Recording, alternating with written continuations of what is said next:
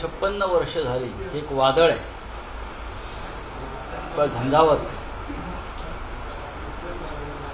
आग आहे, ज्याची ठिणगी 56 वर्षापूर्वी माननीय बाळासाहेब ठाकरे यांनी टाकली. कुंचला, लेखणी आणि वाणी या 3 अमोघ शस्त्रांचा वापर करून माननीय बाळासाहेबांनी आधी मराठी माणूस महाराष्ट्रावरील अन्यायाविरुद्ध वाचा फोडली. एक असं आंदोलन उभं केलं की भूमिपुत्रांचे प्रश्न आहेत देशभरात, फक्त महाराष्ट्राचे नाही, आणि त्या भूमिपुत्रांच्या प्रश्नांना जर वाचा फोडल्यावर सरकारने त्यात लक्ष घातलं नाही तर हा वणवा देशात पेटू शकतो. याची दखल सरकारला तेव्हा घ्यावी लागली.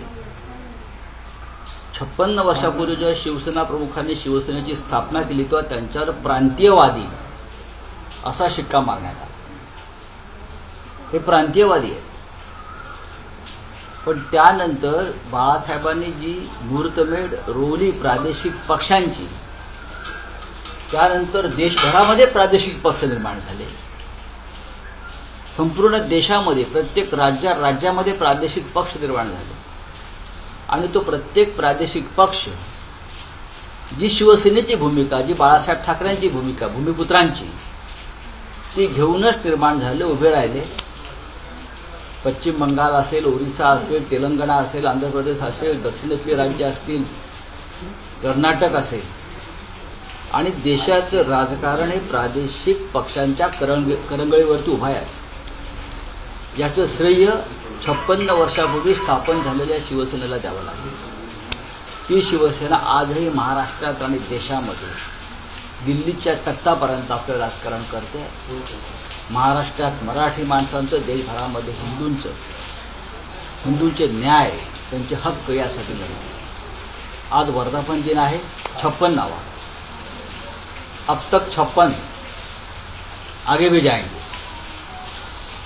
आज पक्षप्रमुख उद्धव ठाकरे हे पवईच्या वेस्टिन हॉटेलमध्ये येतील आणि तिथे आमदार आहेत, पदाधिकारी आहेत, त्यांना संबोधन करतील.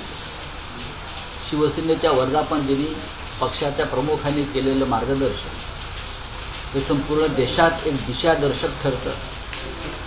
ज्या प्रकारचं वातावरणात देशामध्ये आणि महाराष्ट्रात निर्माण झालेलं आहे त्यावर शिवसेना पक्ष प्रमुख काय भाष्य करतील याच्याविषयी लोकांमध्ये उत्सुकता. सर, आज शिवसेनेचा वर्धापन दिन है, क्या कहना चाहोगे इस दिन के बारे में? जी हाँ, एक ऐसी पार्टी बनाई 56 साल पहले बाला साहब ठाकरे जी ने. तब लोग बोल रहे थे ये शिवसेना 3 महीने तक भी नहीं चलेगी, 3 महीने ही बंद कर देंगे. लेकिन 56 साल हो गए. मुंबई में एक चिंगारी डाली बाला साहब ठाकरे जी ने.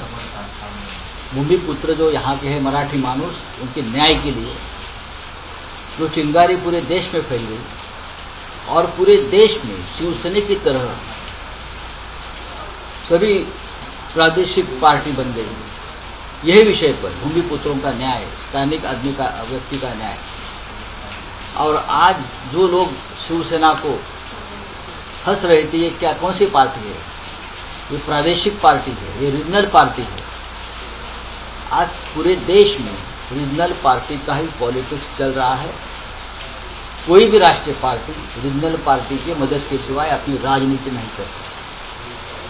अब तक 56 साल हो गए, आगे भी जाएंगे. अब बाला साहब हमारे साथ नहीं है, लेकिन उनका मार्गदर्शन, उनकी विचारधारा, उनकी प्रेरणा, उनका अस्तित्व सब हमारे साथ हमेशा रहता है. उद्धव ठाकरे जी का आज के दिन संबोधन होगा पवई के वेस्टिन होटल में हमेशा की तरह.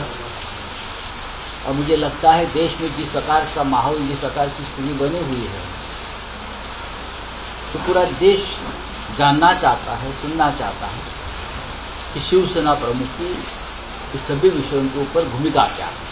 तर शिवसेना आमदारांचा काँग्रेसला मतदान देण्यासाठी विरोध आहे असं समजतंय. असं काही नाही. बघा, या अशा प्रकारच्या बातम्या पसरवल्या जात आहेत.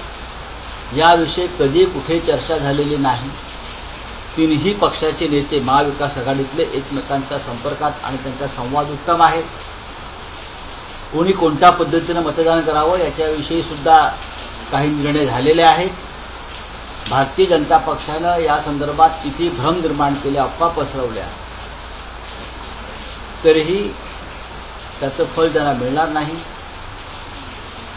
नवाब मलिक, अनिल देशमुख यांना मतदानाचा हक्क नाकारण्यात आलेला आहे, जो त्यांचा संविधानिक आणि नैतिक अधिकार सुद्धा आहे. 302 कलमाखाली खून करणाऱ्या आणि खुनासंदर्भात शिक्षा ठोठावलेल्या कैद्याला सुद्धा मतदानाचा अधिकार असतो आणि आहे दिलेला घटनेने. तुम्ही घटनेची कलमं पहा. पण जे आमदार आहेत लोकांनी निवडून दिलेले आणि ज्यांची आमदारकी अद्याप शाबूत आहे, अशा 2 सदस्यांना कोणत्या न्यायानं तुम्ही हा अधिकार नाकारला, कोणत्या कलमानं नाकारला, त्याच्याविषयी संभ्रम आहे. पण हे सगळं दबावाखाली होत आहे.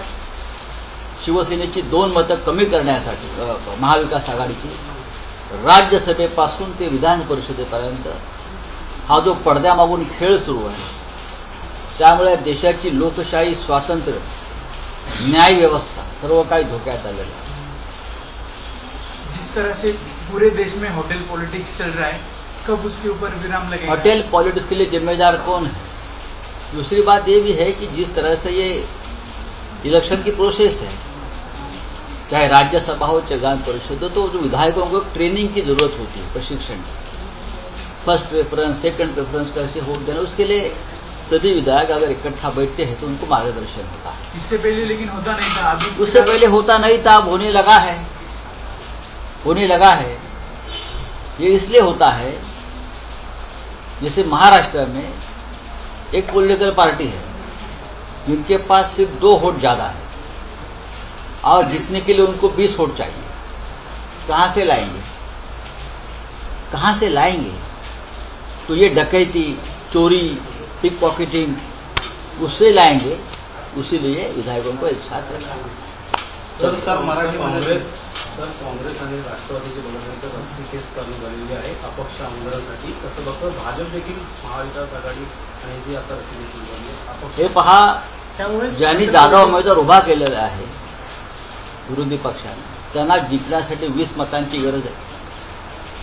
ही 20 मतं, ही 20 मतं जी आहेत ते चोऱ्या माऱ्या करून आणणार ना. दहशत, दबाव,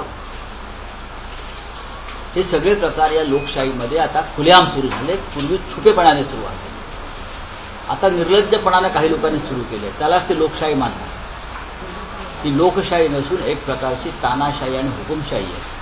पण ही फार काळ चालणार नाही. लाल मातीतली कुस्ती म्हणजे